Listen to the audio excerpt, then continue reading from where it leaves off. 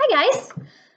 I was kind of on a roll, so I decided to do the subtracting fractions that are for Friday this week. Okay, so you probably remember seeing me basically in the same spot yesterday when we talked adding fractions. Well, today it's subtracting fractions.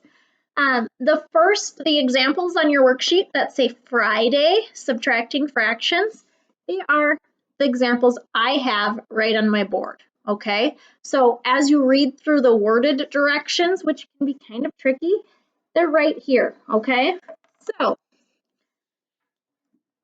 me erase that. We have 7/8 minus 3/4. We know, just like with adding fractions, we have to have a common denominator.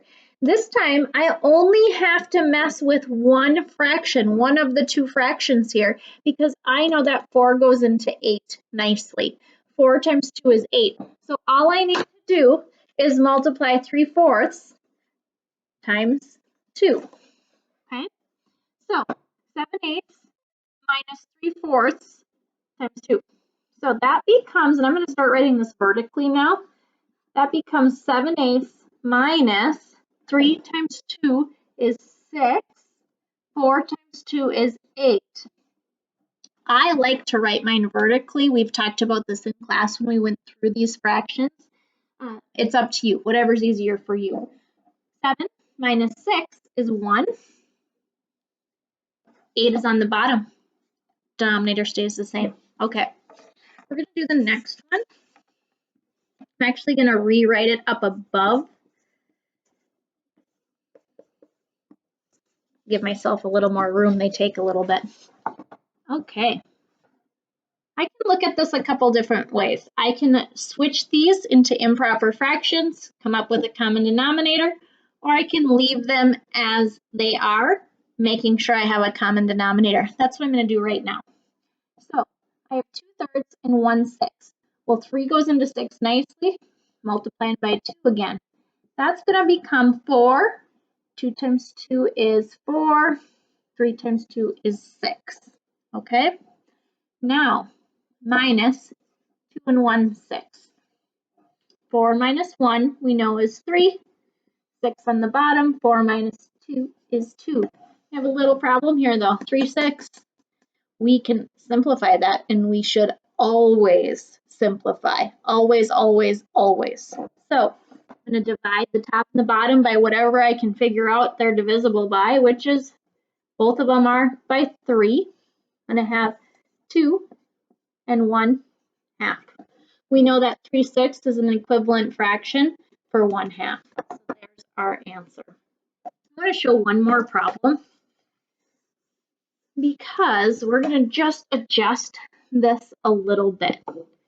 Now, I want to have to borrow, so I'm going to have 4 and 3/5 minus 3 and, let's see, 8/10.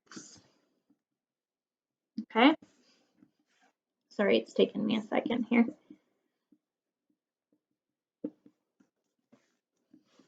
So I've got a 5 and a 10. I'm going to come up with a common denominator. I think we can agree it's 10. So in order to do that, I need, you know what, I'm going to change this to 9/10 and this to 4. In order to have 10 on the bottom, or 10 on the denominator, I need to multiply by 2.